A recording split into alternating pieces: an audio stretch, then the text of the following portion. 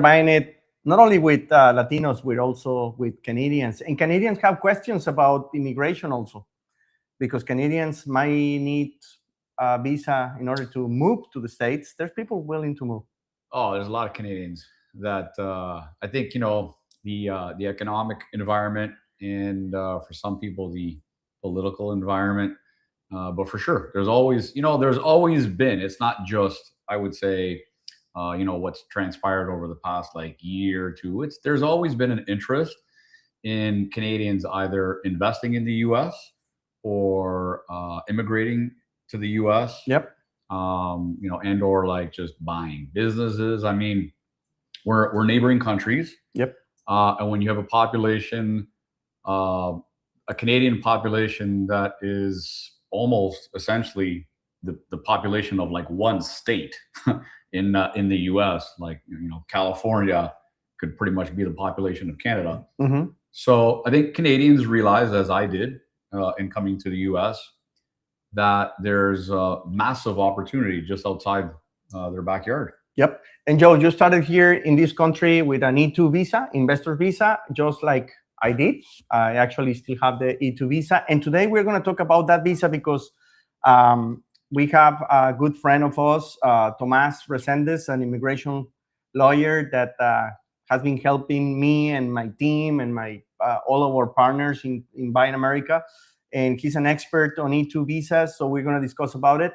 But I think it's important to make things clear for people that wants to invest in the U.S. that they have to consider also, if they want to move their families to the U.S., you have to do something more comprehensive. You have to also think on immigration law, not only on the investments themselves, because not all the investments are going to give you the opportunity to apply for a visa. So we're going to talk to Tomas about it. Yeah, for sure. There's a lot of misconceptions. I mean, I've been in the U.S. now for 30 years. I've lived half my life in Canada. And you just told everybody your age. Oh, gosh. So, hey, listen, there's no shame. There's no shame. I've got the experience. Yeah. But no, there's definitely a lot of misconceptions on what can be done, what can't be done, how difficult or how easy it is. So yeah, we welcome our good friend, our partner, Tomas. And yeah, guys, for the Canadians that are listening, pay attention. I think this is going to be a great Q&A with a very knowledgeable and experienced immigration attorney. And I know, again, there's a lot of Canadians that are interested right now, and how do I navigate my way into the U.S.? So Yep. It's going to be good. Yeah. So Tomas, how are you? Do we have him? Do we lose him? Is Tomas there? Yeah, he's here. Hey guys, how you guys doing? We were about to answer immigration questions without you, which probably wouldn't have been the best thing to do. But Right. All good. How about you guys? How you doing? Good, man. Good. So Tomas, there are so many lawyers, but very few with experience and specialize on the investors on the E2 visas. Correct. Yes. So the E2 visa. Correct. Yeah. So let's kind of make the introduction in talking about so the people that are listening to this and have questions have a thorough understanding of what to expect.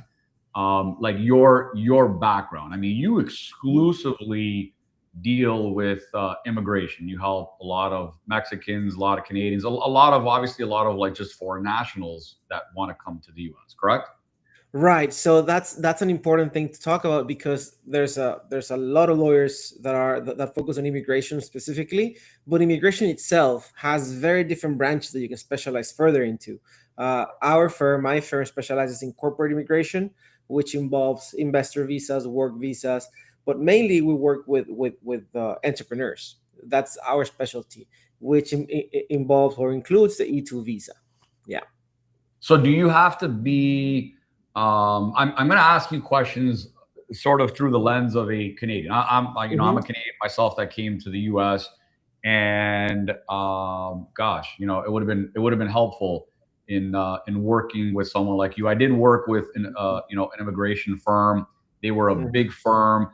Probably, I would say that the biggest hurdle for me was because I dealt with such a big firm, I was really oblivious to a lot of the things that you can do and can't do. So this is going to be a great opportunity to ask like very simple questions, and then maybe some of the myths that exist in Canadians thinking, again, this is what I can and can't do. So I want to start off by asking this question. Me, myself, being an investor in real estate, there's this idea that you could just simply buy property in the U.S. and you're going to be able to like either move or be granted a visa. Is Right. that true? Is that not true? Fill in the details. So yes and no. Buying property, I would say, is the first step towards getting a visa or being able to immigrate to the U.S. Why? Because and we're talking about the E2, which is the visa that most ties with immigration or with real estate investments. So buying a property, the E2 visa requires you to invest a substantial amount of money. That's the first requirement. That's why people say, okay, I'm going to buy a property. That's substantial. That's a lot of money. So with that, I'm going to get my visa. Well, yes, that's the first requirement. That's why it's the first step. The second step is to stimulate the economy. What does that mean? Basically, create jobs, create jobs so that U.S. citizens and green card holders can work for you or in your project. How do we do it with real estate?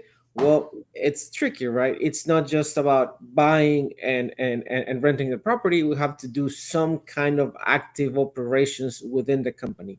What does that mean? Either remodeling, so fix and flip, either construction, so buy the land and do a new construction, or three, you can buy 3, 4, 5 properties, and at that point, you can do a property management company.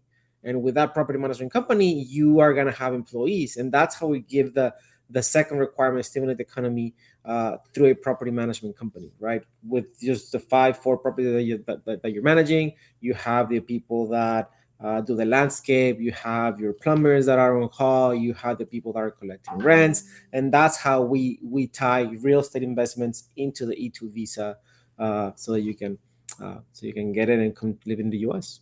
So it can't be, just to clarify, for the people that are listening to this, it's not, you cannot just simply come to the U.S. and, buy 3 or 4 or 5 rental properties, et cetera, and be able to, sustain off of like passive income and justify a visa that way. Like what you're describing is operational procedures. Something more active. Correct. Something more an active investment. So if you buy 4 or 5 properties and you rent them out, but you hire a third party to do the property management for you, then that doesn't qualify. But if you yourself open up an LLC and do the property management yourself, you hire your employees, you have your website, and not only your properties, but you start managing other people's properties, then that would qualify for the E2 visa. Okay, now can you, as a Canadian, just cross over the border, buy property, and fix it up yourself without a visa?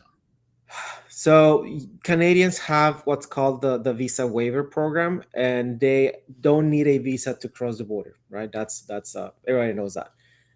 With that visa waiver, you're allowed to do very few things that constitute investment and what to do with properties, right? So what you can do is you can open up an LLC, you can open up bank accounts, you can invest, you can buy property, but you can't yourself do anything that is considered work. You can't yourself be remodeling the houses. You can't yourself be collecting rent. So you would have to hire people to do that for you. If you want to, and this is I just want to make this like distinction, right? Because I think there's a big myth behind this. Like, hey, it's my property, I own it. It's in my name. Why can't I fix my own property? You're telling me I can't change the light bulb. I can't do my own plumbing. So what you're clearly saying is, even as a Canadian who's buying investment property, you buy one single property in the U.S., you you can't. You cannot. You can't go ahead and remodel this property yourself. That constitutes working. Right. That constitutes working, and that is illegal under the visa waiver program. That's why the E2 visa exists, so that you can come into the US and manage your own operations, right? Without the E2 visa, you will need to hire third-party contractors or property management companies that would manage that property for you. I think, Thomas, we have discussed this too much over the time with Mexicans. That's a big misconception about what's to be the owner of a business and what's to work in the business, right? And I think, of course, Canadians have the advantage of having the visa waiver program, but that is like getting the B1, B2 visa, the tourist visa or the business visa. But that allows you just to own, not to work in the business, right? So I think that, and what we're talking about here, we're saying so much investment and rental investment or homes or real estate investment, but in reality, it's a business. You got to think on it as a business, right? In order to get the visa, and in order to protect yourself to having an immigration problem. Correct. Yeah. So culture-wise, when you think when non-U.S. citizens, because the U.S. culture does do that, they think like this. When you buy a property, you want to put it on an LLC, right?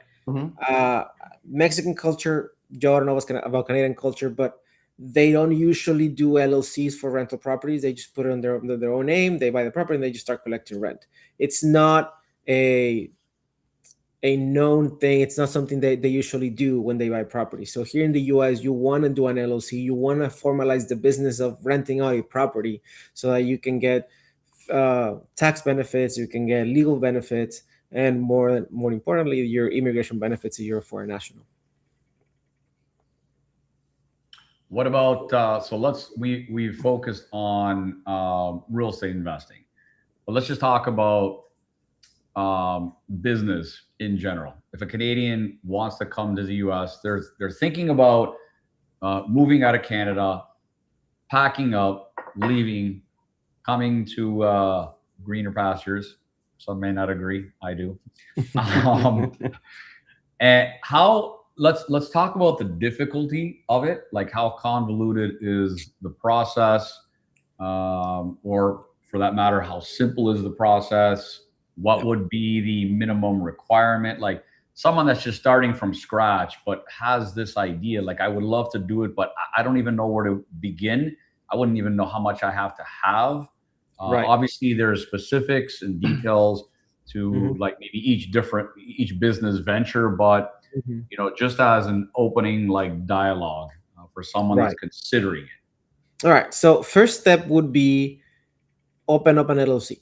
That should be your first step once you decide that you want to do this, right? That's what you said, that I'm going to invest in the US. I know what I'm investing in and I want to get the visa. Your first step would be open up an LLC or an Inc., whatever your accountant tells you to open up, right? Because everyone is different and everybody has their own tax strategy. So LLC or Inc., you open that up. That's the first step. Second step is you open up a bank account for the LLC, all right? Once you have the bank account for the LLC, then the third step is transfer the money from Canada or wherever it is into the LLC. Next step is invest. You need to invest before you get the visa, right? In real estate specifically, it's a little tricky because, well, we mentioned that it has to be an active investment. What does active mean? It has to have operations, daily expenses, daily movements in your bank account, things like that. It just can't be, I bought a property and I'm renting it out. No, it has to be something active. So what does active mean? Well, like we just said, either remodeling or new construction, right? So if you're going to do real estate investing, what I recommend is at least 2 projects before we send you out to the consulate. 2 projects, what does that mean? So I buy one house, I fix it, I sell it, and then I do the second one. Once you're in the second one and you're like halfway through the remodeling, that's the point where I say, okay, I'm confident or I'm comfortable building your application and sending you out to the U.S. consulate. So at that point, during or after the second project, that's when we can send you out to get your E2 visa. But do these people have to be employees of your company or can they be contracted? It depends on the industry, right? Talking about real estate, it can be contract work because that's what the industry calls for. If it was a restaurant and you're saying, look, I'm only doing contractors for my restaurant, I'm going to be like, well, that's not good, because restaurants usually have a payroll, have W-2s, and have people on payroll. So it depends on the industry. For real estate, I would say contractors are good. Now the tricky part, okay, but the tricky part with real estate is, unlike maybe some other investments, you can finance real estate. So I guess this is a two-part question. And one is, how much money would a Canadian need to invest? Like, is there a minimum? Can you just come to the US with 10,000 and get a visa? Or do you need 100,000, or do you need $1 million? That's part one. And then part two, you can finance real estate even as a Canadian. Mm-hmm. There's foreign national loans, programs, much more extensive than when I started 30 years ago. So for immigration purposes, is financing like frowned upon, or do they want to see like an injection of your capital? So they want to see an injection of your capital, but legally speaking, you can use financing, you can use loans, you can use things like that, except you cannot use your own company's assets for your initial investment, for the loan, right? So let's say I'm gonna put $10,000, just 10,000, and then the rest I'm gonna finance it against the asset that I'm getting under the LLC. That is not an ideal case. At least I would like to see you injecting 50,000. That's my bare minimum, and then you can finance the rest. Right? So for 50,000, someone can begin the process of right. So if you put 50,000 down in your projects and finance the rest, I'm okay with that. But if you put less than that and you finance the rest through your LLC, because I know with real estate you can finance through your own LLC, it doesn't necessarily have to be your personal assets. Because if it's personal assets, then you can finance 100%, right? But if we're talking about real estate and you're financing through the LLC with the property that you're buying, I would like to lease that to at least see $50,000 from the investor into the LLC. Now he's saying, so Tomas, you're saying you want to at least see 50,000. I guess if I'm a Canadian and I'm listening to this for the first time, you know, I think what would be brewing in my mind is, are there actual like written laws that say, like in black and white, you need 1, 2, 3, 4, 5? Or it sounds like you're saying you would at least like to see. It feels like this is maybe more of a subjective process. Exactly, Joe. You're exactly right. Immigration law is very subjective to the officer that's interviewing at that point in time in that U.S. consulate, because the U.S. consulate in Canada might have different rules than the one in Mexico and the one in Spain and the one in Argentina. So every U.S. consulate interprets the law differently, right? So for Canadians, we like to see at least 50,000 from the investor into the LLC, and you can finance the rest. If it was Mexico, I would say another thing. If it was Spain, I would be saying another thing. And it really depends. And what I say today might change what I say in a year, because maybe the U.S. consulate officers rotate. So now it's a different criteria, right? So are you saying it's more favorable for Canadians over Mexicans or maybe Argentinians? Like, yeah, some U.S. consulates are easier to get the visa approved than others, and it really depends on a lot of things: the economy of that country, the political party that's in power at that point in time. So everything is based on a lot of factors, and I would say that it changes all the time. That's why you need to be working with an attorney that is constantly doing E2 visas in that consulate specifically, because the criteria changes every day. And I've seen it, Tomas, during the years that I have renewed my visa, how the same consulate has changed the criteria and the paperwork they need and the way you present it, and everything seems to be updated, right? Yeah, I can tell you that 15 years ago, you could have just gone with the promise of investing and you would have gotten the visa. Now they want to see the business already running and everything is invested. So again, it changes all the time. Maybe 10 years from now, we'll be able to just get the visa with the promise of investing. But at this point in time, the criteria is what we just talked about. 2 projects, give or take, 50,000, give or take. Again, the more you invest, the better. The more projects you have, the better. But for bare minimum, right now, I would like to see 50,000, 2 projects. You can finance the rest. But you say something, Tomas, minimum 50,000, but that's continuous investment. That doesn't mean that you put 50,000, do one project and get out of there. Correct. No, I mean, you have to keep that money there and keep moving it, right? So the Exactly. second project, the third project, you're going to submit your application at the second, but you need more projects. Exactly. So that's why I'm saying 2 projects at least, because you can invest 50,000 for one project and you might even need more for one project. Doesn't mean that you qualify. That's why I couple the 50,000 requirement with the 2 project requirement, because other than just investing a substantial amount and creating jobs, I need it to be continuous. I need you to be able to keep doing what you're doing, because at the time of renewal, 5 years from now, they're gonna look at the history, and if you only did the 2 projects that you did initially and you did nothing else, they're not gonna renew your visa. Right? Well, correct me if I'm wrong, Tomas. You can, as a Canadian, and I'm trying to find the path of least resistance, right? Yeah. Tell me if you agree or disagree with this. I think, okay, I've talked to Tomas. Tomas has helped me get this visa. I'm getting into a real estate project and I need 50,000. Once you obtain that visa, there's obviously a renewal of the visa, but can that just be used as like an entry point? And then once you're in the US, then you can look at other investments, maybe buying other businesses, and then transition or add to it, like, and maybe enhance the possibilities of like extending and, changing visas, that kind of stuff.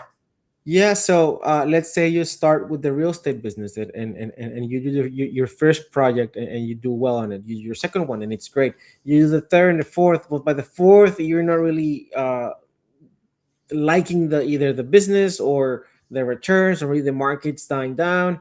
So what you do, you can pivot. You can definitely get another business. You can either get a second LLC, or you can, with the same LLC, get a secondary business under the same one, and you can change businesses while you have your visa, to make the renewal process easier. Definitely, you can do that. So it's a good entry point, like you said. Mm-hmm. Tomas, it's Saturday. We know that you have a family to take care of, but the last question for me will be, how much time do we need to get the visa? So we want to start the process. We're going to do the first investment. We're going to open the LLC. How much time do I need before I get the visa and I can move? So an LLC, average time for a foreign national without social security number, takes about a month and a half to get the LLC ready. Once the LLC is ready, it takes another, and you're going to tell me more than I can tell you, about 3-4 months to get those 2 projects ready, give or take. Correct, yeah. Plus another 3-4 months of the U.S. Consulate to review your application and schedule your appointment. So you're talking about 6 to 8 months before we can get you an interview at the U.S. Consulate. Yeah. So basically start sooner rather than later. And even if it's just an idea, talk to an immigration attorney so he can guide you on your specific steps to take, because what I'm telling you right now might not apply to you. Every case is different. Every case is unique. This is just like the general aspect of how it works. But talk to an attorney, even if it's a year from now, 2 years from now, even if it's just an idea. Talk to an attorney, let them know your specific situation, and he'll be able to guide you on what exactly you need to do in your situation. Before you decide on any investment, before anything, right? Yeah. Mm-hmm. Yes. I have one last question for you. I mean, I actually have many questions, and I'm sure people like listening do as well. But I just want to end off with this. So maybe you can either squash the notion or idea that because Trump, like, I have a lot of family members in Canada, they're like, oh God, now's not the time to come, right? Actually, even afraid to like just cross the border and visit. Right. Is there any truth to, like, it's so much more complicated now because of the Trump administration? Like, have the immigration, has it been this like massive upheaval in immigration laws, or is he just really enforcing laws that were really just already there to begin with? So can you just quickly speak to, like, do people have to wait, or can you still go through a similar process that, people have done over the past few years? Right. So look, immigration is a huge world in itself. So I can tell you that some aspects of immigration are stricter, Some aspects are the same. Some aspects are even faster and easier. So I would say for this specifically topic, the E2 visa, it's the same as it was 4 years ago. It's the same as it was 3 years ago. It's the same as it is right now. There's no bad time to start this E2 visa process. I So wouldn't say basically, the U.S. is still welcoming with open arms immigration. investors, yes, for sure. Okay, Mhm. all right. Just want to make Ready. the record straight. Yeah. Mhm. Well, Tomas, thank you so much for your time, and we hope to have you here more often because we need to speak too much about the E2 visas, and I think we have to bring specific cases and ask you Yeah, if that makes sense or not, right? that's one of the best ways to talk about this because every case is different. Every kind of has a different strategy. So talking about projects, real people, real projects would be more beneficial for sure. Yeah, it's very interesting that Canadians are one of the countries that are bringing more E2s into the US, but primarily through big companies that are sending Yeah. employees, supervisors, Mhm. and stuff. But now Yeah. we're talking about families that they want to invest and move, right? So thank you for your time. We're going to be discussing this subject, of course, way more often. All right, guys. Thank you for your time. Thank you for Tomas, inviting me. Bye. thank you. Nice weekend. Bye. So one of the things, Joe, that Tomas was mentioning, open your LLC. I think that's one of the. If we don't talk to an immigration lawyer about the visas, the other problem or the other mistake foreign nationals do is that sometimes they start buying property without setting up an LLC, or if they set up an LLC, they just do it online because they just thought it was way cheaper there. But so there are many mistakes that people can do. Yeah, and I would say that for any Canadian, it sounds like relatively simple. Just open up an LLC, and then you can fund it and start investing in the U.S. But I would I would add some caution to that. When you're setting up the LLC, nowadays we live in a digital world, and there's so much marketing and advertising. Hey, we can set up your LLC for, like, I've seen stuff $50, Yeah. $100, and I'm very much opposed to that kind of advertising. So I would caution for the people that are listening: have a professional set up your LLC, because what you think you're going to save from the onset, the probability of incurring greater expenses afterwards because things weren't done correctly is a high probability. And especially when you're dealing with immigration, there is no room for error. There isn't, oh, oops, sorry, Mr. Immigration officer. We didn't mean to draft up our operating agreement like that. This is what I meant. I'm going to go ahead and get that corrected. I'm going to have an attorney get involved, and I'm going to have the documentation corrected. No, you get one shot at this, and believe you me, you apply, the stuff is documented, right? So if you get dismissed, if you get rejected, and you come back a second time, now you're heavily going to be scrutinized. So the more errors that are made, the worse the chances are. You got one shot at doing this correctly. So I would definitely caution against trying to set up your own LLC or falling for, hey, I could just pay $100 and get it set up. We have immigration attorneys that we work with, professionals that focus on setting up LLCs. We've done that in Buying America for our clients. So we're advising just do it right. Taking shortcuts, not good. No, because you don't understand that. We are not, as foreign nationals, when you arrive here to the States, you are not used to the business culture. And one of the things that you have to learn is that lawsuits really happen. I've been sued 2-3 times by employees, by customers, whatever. And man, I was so close to lose everything I have in my property because I put everything on the same LLC and it was not structured right. And then we made mistakes and we pierced the corporate veil so easy. Yeah. Because even though that you have a property on an LLC, that doesn't mean that it's 100% protected if you do mistakes on how you operate. Like, for example, paying stuff from your own pocket for the LLC, and when in reality you should have your own LLC checking account, for your expenses, even a credit card or a debit card for those expenses and separate everything from your from your personal expenses. So people do not understand those kind of things because, in our culture, when you are outside of the US, I'm very sure Canada is kind of like the same way. But you come here and, man, lawsuits. Well, the Canadian culture has changed most definitely from when I was growing up. But, when I was growing up, the saying was, if the U.S. sneezes, Canada catches a cold, right? So whatever happens in the U.S. sort of spills over. And Mexico got pneumonia. Yeah, there you go. Hey, the U.S. obviously has significant impact on the Canadian culture and Canadian economy, as it does the Mexican. And I know I highly encourage Canadians to, whether you want to live in the U.S. or not, I highly encourage Canadians to invest in the U.S. There's just like tremendous opportunity. And it doesn't necessarily mean that you have to move here, but if you do, hey, there's that option. But at the very least, I would highly encourage Canadians to invest in the U.S. And you got to understand the nuances. You have to understand what the differences are. I remember when I would cross the border into the U.S., and instantly what I would see was slip and fall. Hey, call this attorney, or have you been hurt? Yes. It almost felt like in every which way I turned, I saw like billboards advertising for lawsuits. So it was definitely visible for me as a Canadian crossing over the border.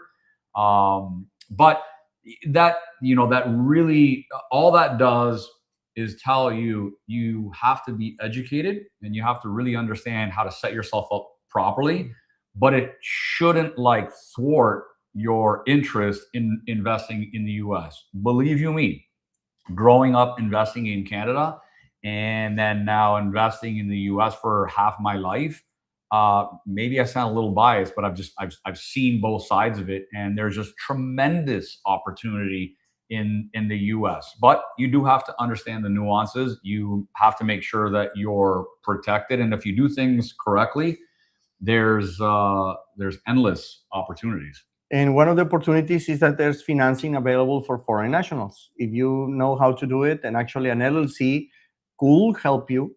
Banks like LLCs because they see more structure and they might think, oh, he knows how to do business in the US. I'm going to trust this guy more, right? Yeah, for sure. And as Tomas said, right, there's regardless of the who's in command and what the political climate looks like, the reality is the U.S. has always been very receptive to foreign capital, to foreign investment, to foreign immigration. Don't let the media fool you. There's a lot of fear that's created. And so, people think, hey, maybe now's not the right time. No, it's always a really good time. The U.S. is definitely receptive and open to business. It's a very, pro-business climate.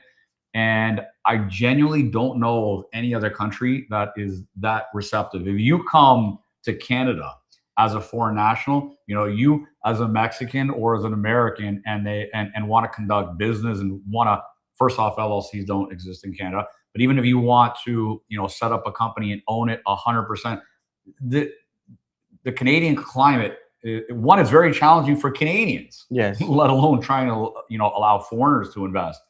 But imagine coming to the U.S. and being able to open up an LLC, own it 100%, being able to set up bank accounts, being able to get loans and financing from American institutions, and the endless opportunities with private lenders. It's a very pro-business environment that, I hate to say it, I think a lot of Canadians are somewhat ignorant or oblivious to this existing in their own backyard. But for the ones that are aware, they've taken advantage of it. There's a tremendous amount of Canadians that have invested in the U.S. And for Canadians that also like to vacation in the U.S., you always have to be mindful of the Canadian-U.S. exchange. Well, I've worked with Canadians over the past a few decades, and they now have investment in the US. So they're not really feeling the impact of the currency conversion, because as soon as they step foot into the US, they get to tap into their US revenue. So earn US dollars, spend US dollars. Whereas if you have nothing in this country and you're coming from Canada and you need to convert your Canadian dollar into US, I mean, you're definitely feeling that. Exactly. So and one of the advantages is that once that you have an operation in the US, you also have a lot of tax benefits because you can deduct a lot of the expenses. Even if you come from Canada just to visit in the US and go around your properties and, I don't know, check them out or whatever, you already have a visa, you already have a social, man, you have US income, you can deduct a lot of those expenses that normally will have to come from your pocket. Now they come from your US income, and you make it deductible. You don't pay too many taxes, and you don't have the double taxation, right? Because there's reciprocity. There's reciprocity between the United States and Canada from a tax standpoint. So. And so I think there's, as you said, financing available. You have the protection, and the business culture here. I always think that one day I remember I heard that money or capital has no citizenship. It can move, right? But the U.S. Always attracts money. And the other day I was seeing this stat, and because a lot of people is like, oh no, the U.S. is going down. But then you see this report that says that where are the millionaires of the world going out of and going to? And they are going out of China, going out of India, and they are going where? To the US. I mean, the US is still the second place in the world receiving millionaires. Why? Because, of course, the business culture, because of the tax system that attracts it, because of the immigration law that kind of welcome, of course, investors, business owners, people that comes to create jobs, to pay taxes. And man, I mean, I've seen it. And the tax system here in the US, even though it's probably largest in the world, it's been written by business owners. So it has so many strategies to help you prevent generating or paying taxes. And one of the largest strategies I learned in my master's degree in accounting was invest in real estate. If you do it right and you know it, it's one of the best strategies, so you can get your money back faster, and you're going to get cash flow, you're going to get revenue, and a lot of times not necessarily paying taxes, depreciations, immediate expensing, plus refinancing, what we do in a lot of the projects that we do here in Buy in America. And one of the benefits that people get by getting into our group to become a member of Buy in America, we help them set up. We help them with Tomas get a visa, do a business plan, create the projects. Because as he said, in order to get the visa, you have to have an operating business, but you're not allowed to work in your business. So it seems like, what's first, the egg or the chicken, right? We help them with that. We help investors, we help people that wants to move, families, to create the projects, to do the business plans, to get them ready, to prepare, to structure them right. And then Tomas help us with the visa process. It always amazes me. I mean, I'll kind of end off on this note, which is the U.S. is still looked at as a safe haven. Yep. We deal with foreign nationals all across the world, and there's still this strong appetite for wanting to invest in the U.S., right? Because there's still, and no country is perfect, okay? But at the end of the day, there's still foreign nationals from so many different countries that look at the U.S. as a safe haven and think, you know what, I want to take some of the capital from my country and I want to invest it in the U.S. because I feel comfortable knowing I've diversified and invested in that economic climate. And it never ceases to amaze me, being born and raised in Ontario, how people in Ontario, the cost of living and the amount of tax that Canadians pay in comparison to, let's say, you move to a place like Florida, which has no state income tax, beautiful weather. Like, it amazes me how you have to pay so much more in tax and what you earn to live in a place like Ontario. Whereas, heck, I would pay more to live in a place like Florida. Yeah. But yet it's the other way around. So I think, we're gonna be doing more live streams. We're gonna be getting into more details about the tax implications, getting into like case studies, more on immigration. How, as a Canadian, you move to the U.S., what you could take advantage of. Again, case studies of what it looks like if you're investing $100,000 or $1 million in Canada versus if you're investing $100,000 or $1 million in the U.S., and how much further you can get. So this is going to be very informative, very educational for the Canadians. As a Canadian myself, I wish this kind of stuff had existed when I first started. Oh, tell me about it. You as a Mexican, so I think this is why we have such a passion in educating like foreign nationals, because we went through it ourselves. Yeah. So it was hard. It's been hard. Nothing has been given free. So I think this group, this effort we're doing. You have been investing, doing business on real estate for decades already in the U.S. I've been an entrepreneur and a business owner for several companies here in the U.S. for the same 20-something years. Half of our lives we have spent here. We have a lot of experience. I'm an expert on E2 visas projects because myself, I have been getting it, members of my family, some friends, some partners. So we understand these kind of processes. And of course, as I always said, what I want to do is to pave the road for whoever is coming behind us. Because when we arrived here, it was just like a green forest, but it has been tough. We have fallen, we have made so many mistakes that have cost us hundreds, if not millions of dollars in this country. And we want to put it, of course, on your service. So to help you guys to come and invest in the US. And if you want to move, of course, we want to help you as well. So tell the audience listening, if they want to get a hold of someone like Tomas, who is associated with our organization and has been very instrumental in helping a lot of people obtain visas.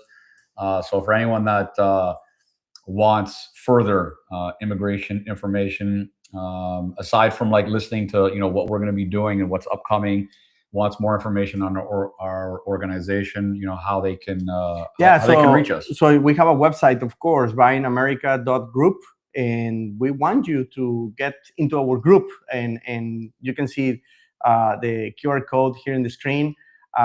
Check us out. Actually, I have published a book about my first years in the US, how I got the visa back then, how I started it, made many mistakes I did. So you can download it for free at buyingamerica.group.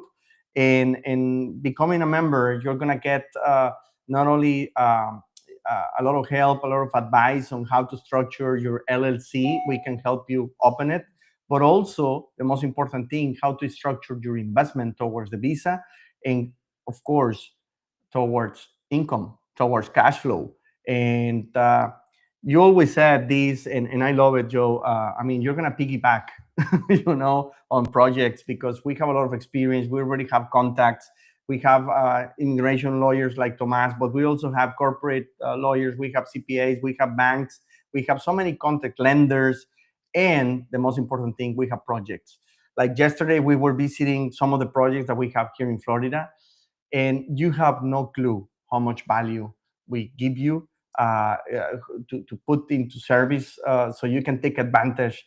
Our investors, man, they buy homes, we remodel them, we get people to rent it, you get the income, and our investors have not even seen the homes by themselves personally.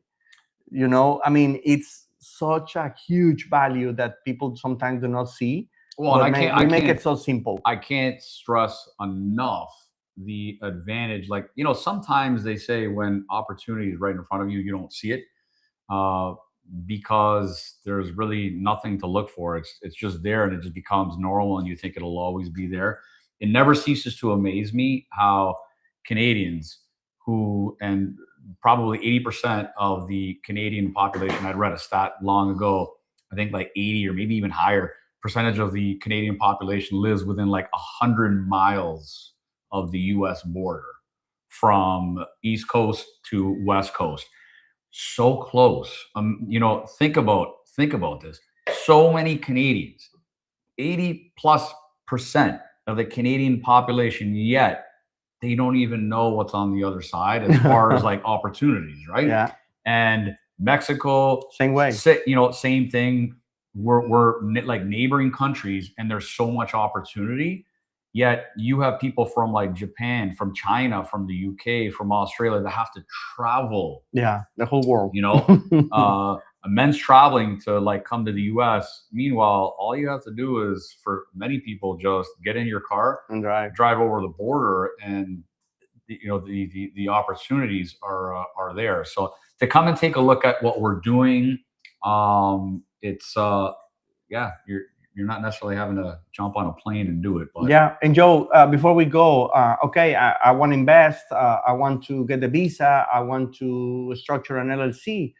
But how can I distinguish or find the right market? How can I find the right city to invest or the right even community to invest? Because in between the cities, you can have communities where it's not a good idea, and some other communities that, yes, let's do it here.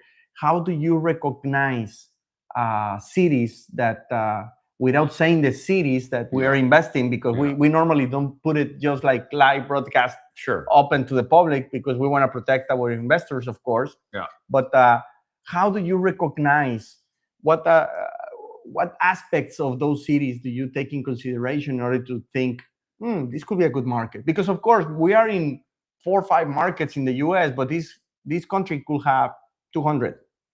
Well, the first thing I'll say, and it took me some time to learn this lesson, is stop thinking that you have to like figure everything out on your own. That's a big mistake we made. You know, when I first started my investing career, I had heard this concept of OPM, right? And I was like, OPM, what does that mean? Other people's money, right? And it's like, hey, you gotta understand how to like leverage that so you can get into like many more projects, because there's only so much that financially like you have, right? But for me, that's where it stopped. And it probably took me many years to realize that it's not just like OPM when investing in real estate, other people's money, as in like banks, lenders, right? But it's OPB, other people's brains, or like, other people's mistakes, yeah, you know, or experiences. Yes. You can leverage off. There's so much you can leverage off of. Yes. It's not just like monetary leverage. So what I would say that I learned throughout the years is there's a power in networking that I never really understood when I began, because it's a massive undertaking to say, hey, where are the business opportunities? What little like niches or what little pockets across the US? And for one person to have all the answers is virtually impossible. So this is why we created this group. This is why we created Buying America. And the more members that are part of Buying America, the more extensive brain power there is, and the more leverage we have out in the market to be able to negotiate and do more deals and get into like various businesses. So become part of the group. That's the first thing I would say, because there's a lot to learn, and you don't have to try and figure out, well, what markets you could piggyback off of the efforts. Like there was internet. I mean, when I first started and I was looking up like real estate deals, we'd get like what looked like phone books, Yes. right? Yeah. Of like MLS, and I have to flip through. It wasn't like going online, and or it was like knocking on doors. I mean, the world has changed. The world has like evolved. You don't have to figure this stuff out on your own. No, and in this country, I think advice is expensive. Like legal advice, CPAs are expensive, but it's more expensive to make mistakes. Oh, and it cost God. me a lot of money to understand that, before I was trying to do everything by myself, to open the companies, to do. And then when you realize you structure everything wrong, and then to correct it, it's way more expensive. So, and I always figured you had to experience for yourself, and that's how you learn in life, right? Yeah. You learn through experience. Well, I'm gonna like modify that a little bit. You can also learn through other people's experiences. That's the point of putting together case studies. Yes.